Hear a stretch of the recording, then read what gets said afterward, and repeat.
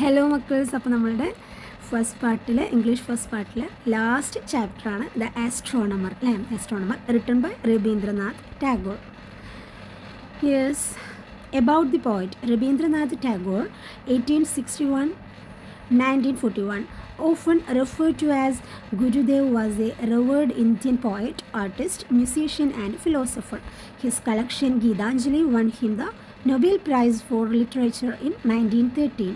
Tagore was not only a literary icon but also a key figure in India's fight for independence. He is the renowned composer of the national anthems of India, but also a key figure in India's fight for independence. He is the renowned composer of the national anthem of India, Jana Gana Mana, and of Bangladesh, Amar Shonar Bangla. His works celebrate the beauty of life, love, and the human spirit. അപ്പോൾ നമ്മുടെ രവീന്ദ്രനാഥ് ടാഗോർ ഗുരുദേവ് എന്നാണ് അറിയപ്പെട്ടിരുന്നത്. പിന്നെന്താ, അദ്ദേഹം ഒരു പോയറ്റാണ്, ആർട്ടിസ്റ്റാണ്, മ്യൂസീഷ്യനാണ്, ഫിലോസഫറാണ് അല്ലേ. അദ്ദേഹത്തിൻ്റെ സെറ്റ് ഓഫ് പോയം ആണ് ഇത് ഗീതാഞ്ജലി. അങ്ങനെ അദ്ദേഹത്തിന് നൊബേൽ പ്രൈസ് ഫോർ ലിറ്ററേച്ചർ ലഭിച്ചിട്ടുണ്ട്. അദ്ദേഹം ഒരു ഫ്രീഡം ഫൈറ്റർ കൂടിയായിരുന്നു. പിന്നെ അദ്ദേഹം ഇന്ത്യൻ നാഷണൽ ആന്തം, അതുപോലെ ബംഗ്ലാദേശ് നാഷണൽ ആന്തത്തിൻ്റെ ഒക്കെ കമ്പോസറായിരുന്നു ആര്, രവീന്ദ്രനാഥ് ടാഗോർ.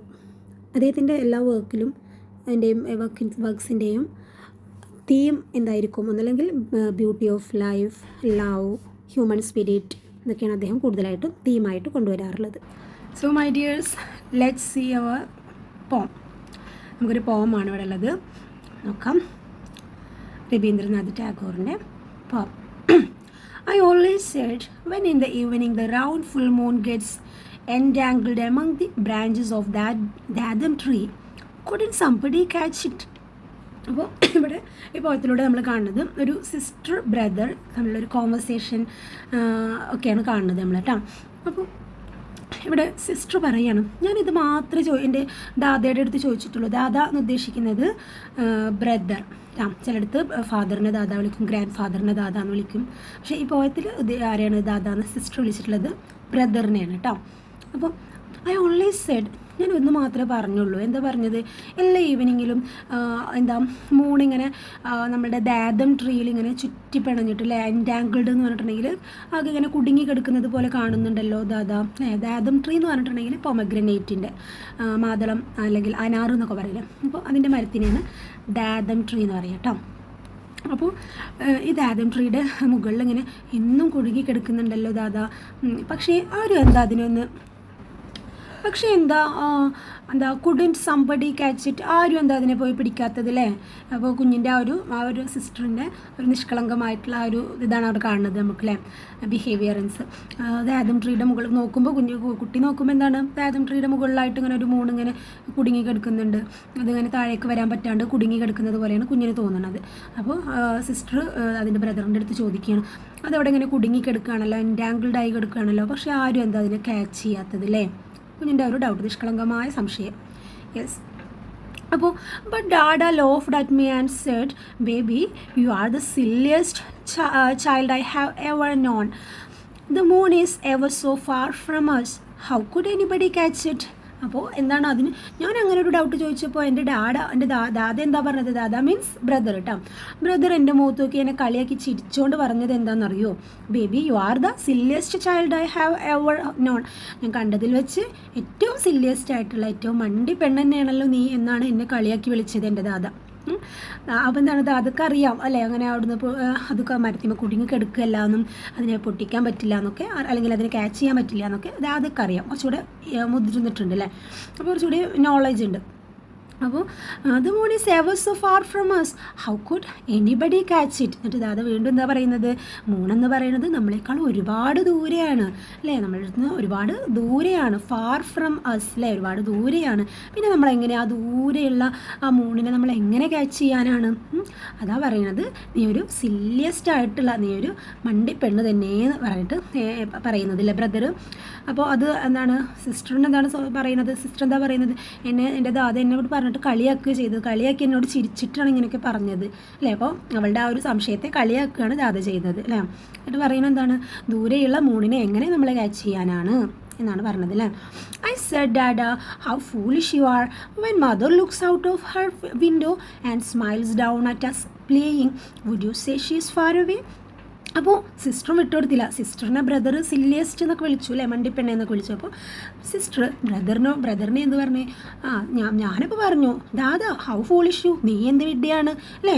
നമ്മളിങ്ങനെ when mother looks out of her window and smiles down at us playing, നമ്മൾ പ്ലേ ഗ്രൗണ്ടിൽ കളിക്കുമ്പോൾ നമ്മൾ കുറേ ദൂരെ ഇരുന്നിട്ടില്ലേ നമ്മൾ കളിക്കുക.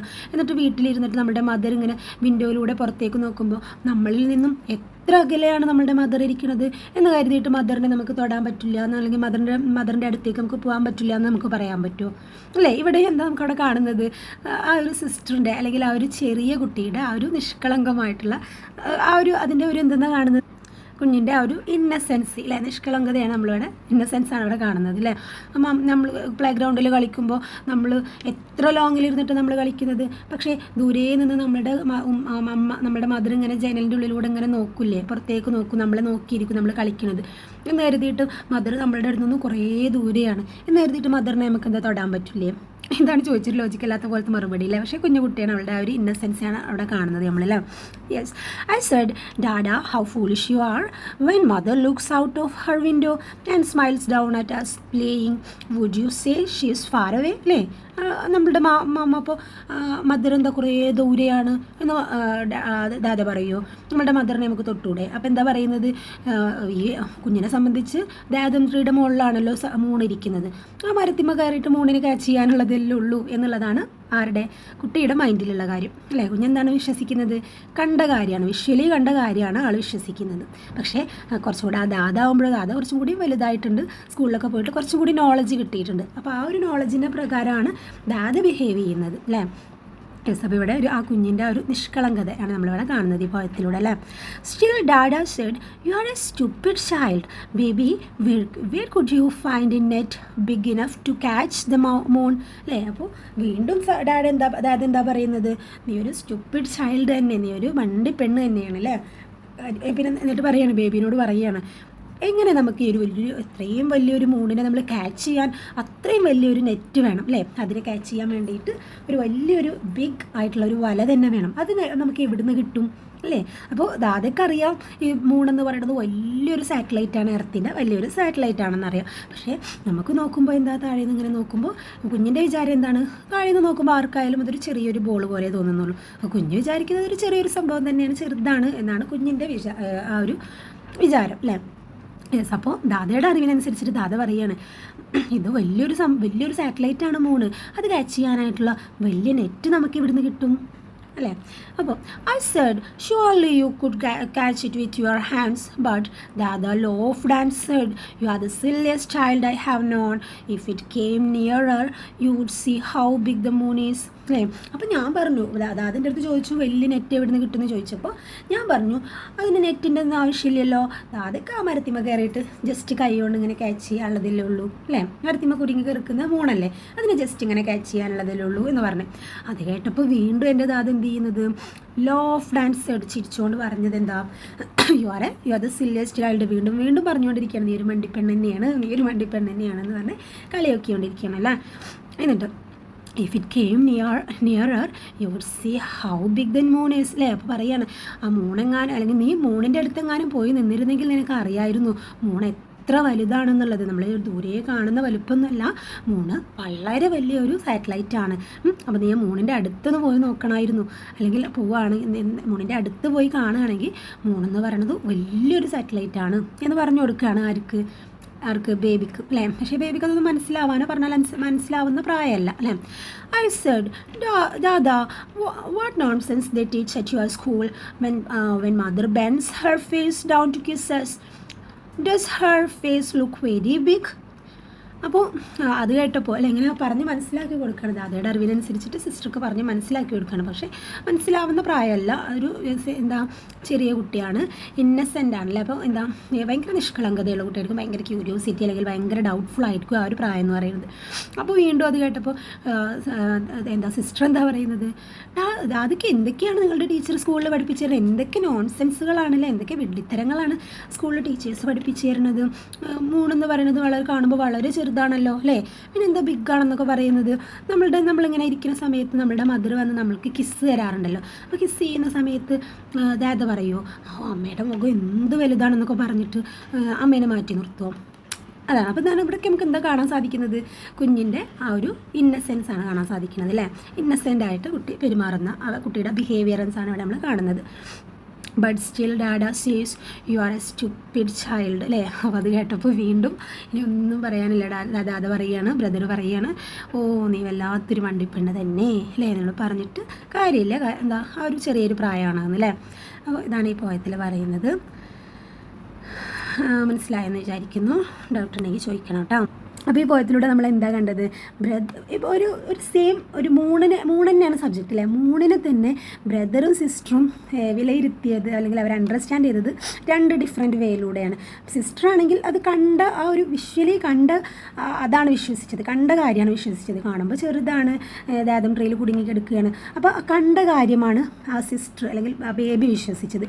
പക്ഷേ കുറച്ചും കൂടി വലുതായപ്പോൾ ഇവിടെ ബ്രദർ കുറച്ചും കൂടി വലുതാണ്, കുറച്ചും കൂടി സ്കൂളിലൊക്കെ പോയി നോളജൊക്കെ കിട്ടിയപ്പം ആ പഠിച്ച് അറിഞ്ഞ അതിൻ്റെ ഒന്നുകൂടി വിശദീകരണങ്ങൾ അറിഞ്ഞ കാര്യമാണ് ആര് ബ്രദർ വിശ്വസിച്ചിട്ടുള്ളത് അല്ലേ. അപ്പോൾ ഒരു കാര്യം തന്നെ രണ്ട് രീതിയിലാണ് രണ്ടുപേരും വിശ്വസിച്ചിട്ടുള്ളത് അല്ലേ. അത് തന്നെയാണ് ലോകത്തുള്ള എല്ലാവരും അല്ലേ. ഒരു കാര്യം എല്ലാവരും ഒരു കാര്യം ഒരേ സെൻസിൽ എടുക്കണം എന്നില്ല അല്ലേ. ഡിഫറെൻ്റ് ആയിട്ടുള്ള സെൻസിലായിരിക്കും ആൾക്കാർ അങ്ങനെ തന്നെയാണ് എടുക്കാറുള്ളത് അല്ലേ. യെസ്, അത് തന്നെയാണ് ഈ ഒരു പോയത്തിലൂടെ വളരെ സിമ്പിളായിട്ട് ഒരു സിസ്റ്റർ ആൻഡ് ബ്രദർ ബോണ്ടിങ്ങിലൂടെ നമ്മുടെ രവീന്ദ്രനാഥ് ടാഗോർ കാണിച്ചിട്ടുള്ളത് അല്ലേ. Yes, okay, very good my dears. Okay, thank you.